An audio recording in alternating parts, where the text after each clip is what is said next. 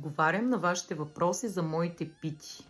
Както повечето от вас може да се досетят, използването на различни семена върху вашите печива може да допринесе не само за по-красивия им вид, но и за един доста интересен привкус, защото различните семена имат различен вкус, разбира се.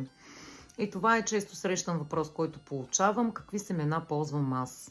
Разбира се, аз ползвам най-широко разпространеното сусамово семе за бял вид на части от моите пити.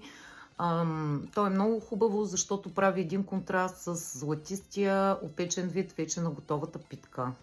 Съответно за по-шарен вид аз ползвам микс семена, който може да си го купите готов от магазини, които предлагат различни семена, но също така може и да си го направите. В моя микс има сусамово семе, черен сусам, ким, маково семе, слънчогледово семе и тиквено семе.